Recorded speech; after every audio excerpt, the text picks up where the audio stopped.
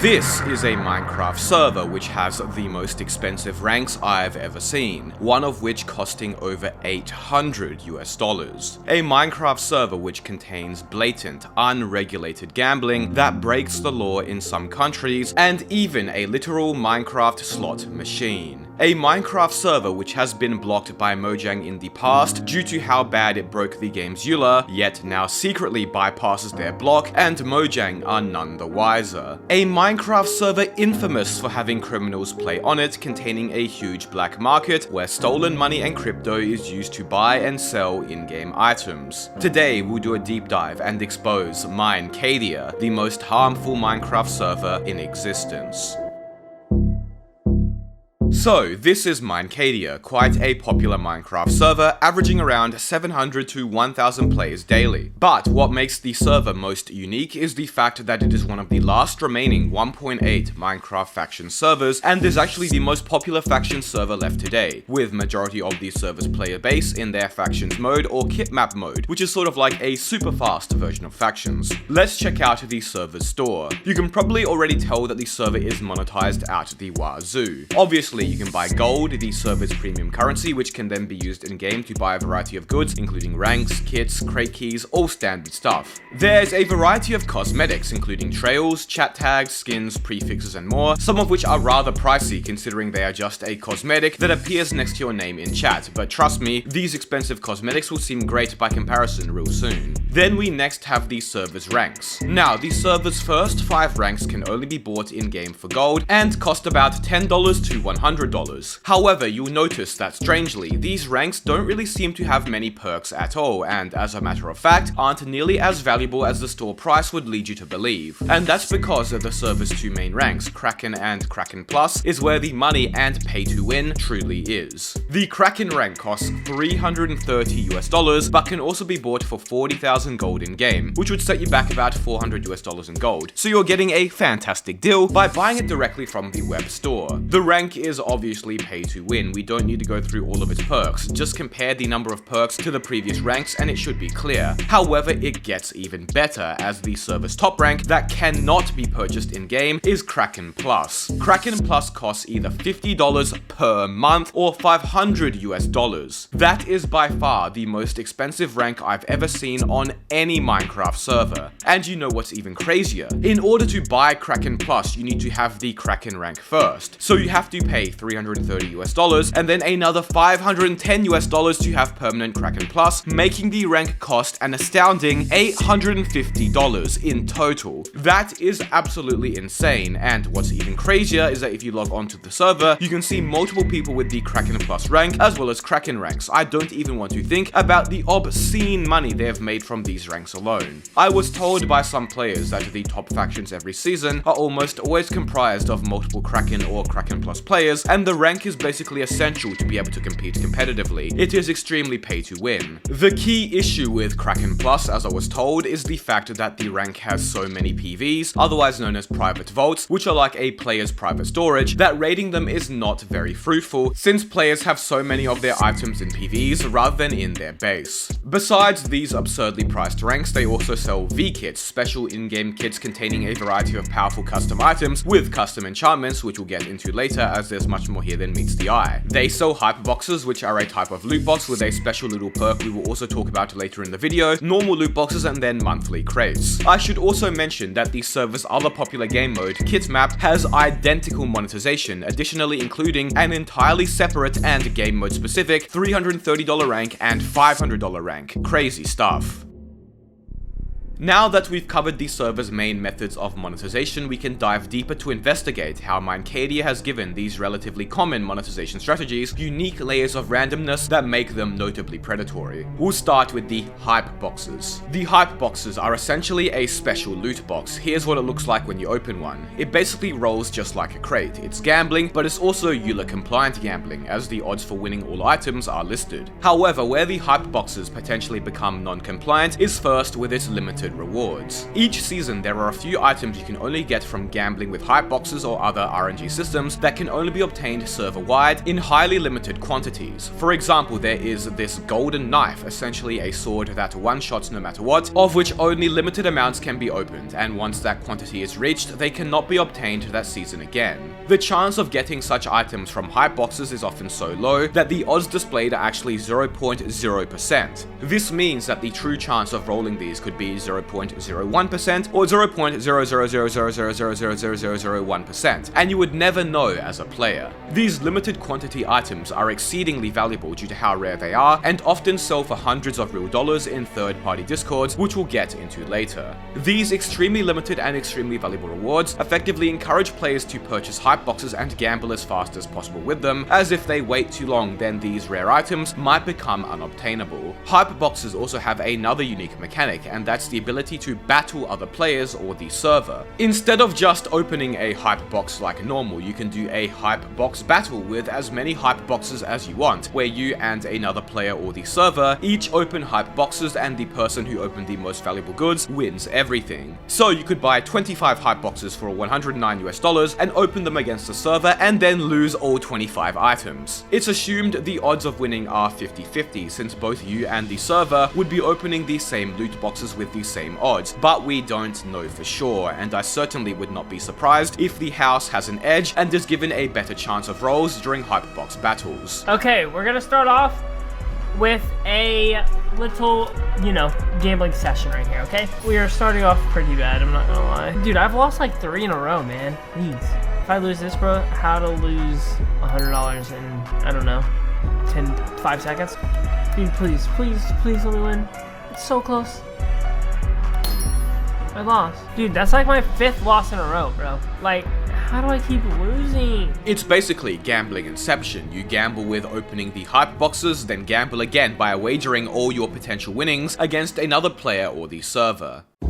Next, let's move on to the server's monthly or start of the world crates, which can be purchased directly from the store for $35 or $80 for 3, which is pretty pricey. This is what it looks like when you open one. You randomly and blindly select a bunch of items you can win from this item pool. But notice that none of the odds are listed for winning anything here, meaning the rarer items in the legendary loot pool could have exceedingly low odds of rolling, whereas the common items significantly higher. This is not EULA compliant. Any RNG mechanics like these, including crates, must have the odds of rolling each item listed, and in some countries or American states is actually against the law. Furthermore, these loot boxes have an additional layer of randomness embedded into them. Some of the rewards you can win from the loot box have their own randomized item pools, such as the 5 mystery mob spawners reward, which could give you any mob spawner ranging from the most to least valuable, and the odds for winning each type of spawner are not listed for this reward, meaning the worst spawners could be weighted significantly more heavily. There's a few of these, but the worst has to be roll tickets. Before that though, if you're looking for a Minecraft server with zero gambling whatsoever, then be sure to check out my server's new RPG survival game mode, which is releasing under 24 hours after this video is out. There's custom PvE dungeons, custom vanilla plus enchantments, a player-driven economy, and even classes you can pick with special non-interruptive abilities. Join the Discord below for the release and be sure to subscribe. No pressure. Roll tickets are another feature of the server which can be considered non-compliant, as they are straight up a slot machine. You can get roll tickets from loot boxes and other in-game means, but you can also straight up buy them for 800 gold, about $8 from the server's in-game gold store. You can then place them in this GUI and roll them exactly like a slot machine, with there being a loot pool of items you can win. This is effectively a copy of Cosmic PvP's Slotbot, which we've talked about extensively already. It's a real gambling slot machine inside of Minecraft. Cadia roll is non-compliant, as Mojang do not allow any sort of RNG mechanics that function like real-life gambling systems. So while a loot box or crate is okay, since it doesn't look or function like anything you would see in a casino, an in-game roulette table or slot machine would not be okay, since those replicate real-life gambling mechanics. There's even a special mechanic where if you land on the bonus on all 3 rolls, you get a Kraken rank, exactly like bonuses and wins in real-life slot machines. Furthermore, all the rewards from Minecadia's roll machine do not have any of their odds listed, meaning the jackpot pool, the golden knife, could have exceptionally low odds of rolling, another level of non-compliance. And that's not it, as there's a further additional level of non-compliance in the fact that, like the loot boxes we just talked about, many of the rewards you can win are items with their own independent, non-EULA compliant randomized item pools. For example, you could win 5 random partner items, but the 5 random items are not listed, nor are the odds of winning each. The Minecadia roll system is by far the most blatant example of gambling the server has.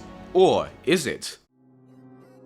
Let's move on to V-Kits. V-Kits are special kits containing in-game items, often armor and weapons with custom enchantments. You can buy these kits from the store for a bit over $20 each, and there is currently 10 for sale. Now, this alone is pretty standard. There's nothing unusual about a server offering players kits to purchase for real money. But here's the thing. When you buy a V-Kit on Minecadia, you are not buying access to the kit's command as you normally do on other servers. You are buying a kit shard, which only has one-time use. So, for example, if I bought the Heartbreak V-Kit off Minecadia's store, I only get these items once, whereas on other servers where you buy kits, you have access to the kit permanently, just on a cooldown. So how do you get these kits permanently on Minecadia then? Well, when you buy them, you have a chance of getting it permanently, starting at only a 5% chance, and it rolls like a crate. Every time you buy the same V-Kit again, your odds of getting it permanently increase by 5%. That means to get a V-Kit permanently, you have to buy it multiple times for $20 real, and pray that you manage to hit the low chance of getting it permanently. Cumulatively, to get a 50% chance of winning a V-Kit permanently, you would need to buy that specific V-Kit 5 times, costing you $100. And there's 10 V-Kits, mind you. This entire V-Kit system has really impressed me, as Minecadia managed to turn one of Minecraft's oldest and most common monetization techniques, kits, into scummy gambling. Everywhere I look on this server, there's more gambling to be found. If you look at the gold store, the server store for their premium gold currency, you can buy goods like mystery mob spawners, random partner items, mystery pets, and more, all for anywhere from $1 in gold to over $20. You don't know what you're going to get when you buy them, and some of them, like the mystery mob spawner, are non-EULA compliant, since they once again do not show the odds of winning each spawner, meaning the cheap spawners could be weighted much more heavily compared to the rarer ones. I mean, this one here, called the Mystery Heroic Upgrade, is literally $50 in gold, and I assume gives you some special custom enchantments on your armor, but you don't know which ones you're going to get, and no odds are listed whatsoever. A $50 semi-blind, non-EULA compliant gamble. With all these non-EULA compliant gambling mechanics, we almost forgot about classic old crate and crate keys. Minecadia also has a couple of crates, with prices ranging from 100 gold or about $1 to 1100 gold or about $10. Even these are kind of expensive. I mean, $10 just for one legendary crate key is certainly up there in price, but at least the odds are listed in these crates. However, the legendary crate also has some items with 0.0% odds, meaning who knows how unbelievably rare they are, and even has some other goods with their own randomized item pools once again. Compared to all the server's other gambling mechanics we've already discussed, these crate keys somehow look pretty good. Really goes to show how harmful Minecadia's monetization is, when crate keys, which are still straight up gambling mind you, look good by comparison. Back in February 2022, Minecadia was actually blacklisted by Mojang enforcement for violations of Minecraft's usage guidelines. They were unblocked soon after, but the reason why they got blocked initially, and the sneaky tactic they used to bypass their block, is what's most interesting. But what exactly did they do? Well, the company who owns Minecadia also owned another server called Viper MC, and Viper MC was also blocked at the same time, where they did an announcement in the server's Discord explaining why they were blocked. The key thing that stood out to me were unbans. Mojang clearly mentioned that they were non-EULA compliant and forced Viper MC to remove them. Minecadia prior to this also sold unbans. We can see they used to have a punishment section on an archive of their server store from 2021 that was removed after their block in 2022 and then later replaced with something called credits. So it seems that selling unbans resulted in them being blocked, but what are these credits that replace them? Well, when you get banned on Minecadia now, you get sent to the Minecadia jail and cannot leave this place or play the server until your ban expires. However, you can buy your way out of jail with 3,000 credits, at least for the first offense. More serious or repeat offenses will cost you more. To get jail credits, you can either mine 5 coal for 1 credit or buy them directly from the server's web store. 3,000 credits will cost you $22, but there are more expensive and greater credit bundles, likely for repeat offenders. Once you have bought the credits, you can free yourself from jail, thus effectively buying an unban. This jail system is also something Cosmic Sky had, of which I confirmed with Mojang enforcement enforcement to be non-eula compliant. I tested and it took me about 2 minutes and 15 seconds to get 10 credits, meaning to get enough credits to get myself unbanned without having to spend real money, it would take me about 40,500 seconds or a bit over 11 hours straight of mining coal. And because they don't want people using bots to automate the mining, every 10 credits it seems like they make you solve a captcha, which means it would take even longer to actually mine the coal since you would have to keep answering a captcha. And this is just for the lowest and first offense. It's likely there are offenses which cost 9,000 credits to free yourself, likely taking 36 hours straight of coal mining. Basically, they have made it so mining coal to get yourself unbanned is not really an achievable task. Nobody is going to spend so many hours mining coal, meaning the only way to get yourself unbanned is to wait or spend money. What the server initially was blacklisted for, they are now bypassing using this non-eula compliant jail system, and the only way Mojang enforcement would be aware that this is happening is if someone reported the server or if they joined the server and got banned themselves, which would never happen. I've saved the best for last though, and if you watched my video about Cosmic Skies monetization, you know exactly where this is going. A big reason people play on Minecadia is due to the server's huge IRL or real money trading culture. IRL trading is where players buy and sell in-game goods, like in-game money or items, for real money, and there are third-party discords like this one, with over 4,000 people in them, where thousands of people are listing money and other goods for sale for real money, often PayPal or crypto. There are new messages every 2 to 3 minutes. Now, you can't really blame these server owners for this, as everything here happens outside of their Discord and is out of their control. But Minecadia does allow players to directly advertise in-game that they are buying and selling money or items for crypto or real money. Almost all Minecraft servers would mute or ban you for this, but on Minecadia, if you just read their in-game chats for a minute or two, you will see dozens of these IRL trading messages. And here's the even bigger problem. A player could buy a few $1,000,000 in-game for, let's say, $20 PayPal or crypto. Then they can go onto the server now with their in-game money and coin flip it against someone else, gambling it with the hopes that they can double their money and then potentially sell it for real money profit. This is effectively real money gambling. You can even do the same with items, of which people IRL trade for like crazy too, through item flipping, which works the same as coin flipping, but where players each wager an item instead. Minecadia has such an insanely huge gambling culture and is even reflected in the server's YouTubers and content creators. Just search Minecadia then gambling on YouTube and you will see exactly what I mean. Yo, what's going on, guys? Baby here. Welcome back to another video on my channel. baby.minecadia.com is the server IP. Drop a like on today's video, but I've been advertising that I have a gambling YouTube channel down below in the description if you guys want to subscribe to it, if you guys like that type of content, and if you're 18 plus. Okay, we're gonna start off with a little, gambling session right here, okay? So many of these servers YouTubers, like this guy here called Lambo XD for example, even have other YouTube channels where they just straight up gamble, advertised in the description of their Minecadia videos, where all they do is gamble and open hype boxes. One of the former owners of the server who left it earlier this year, a YouTuber called Mezoid, literally quit Minecraft and his Minecraft YouTube channel and now just does his gambling channel instead. Minecadia is an unregulated Minecraft gambling hotspot, and for everything we've talked about in this video thus far, remember there is no age restriction in place whatsoever, so underaged players can also engage in all of these gambling activities. And there's one more thing I need to mention. Minecadia's community also has a reputation for rather illegal behavior. Last year, you may have heard the story where two people stole $230 million in Bitcoin, the largest single cryptocurrency theft in history. Both played on Minecadia as well as other Minecraft PvP servers. Now, it's hard to get information on the specifics, but it's sort of an open secret that a lot of simmers, individuals who engage in sim swapping, whereby someone maliciously steals another person's SIM card through social engineering and then gains access to sensitive accounts where they can steal money, play on Minecadia and spend money on it. If you just search up these terms in Minecadia's official Discord, you'll see hundreds of results, and supposedly, it's one of the reasons why some people only IRL trading crypto, because they want to leave as little trail as possible. Once again, this is something which is out of the server owner's control, but I thought it would be interesting to mention, as it really is the cherry on top of MineCadia's gambling-centric community. The fact that potentially a good deal of stolen and illegally obtained money is circulated through it.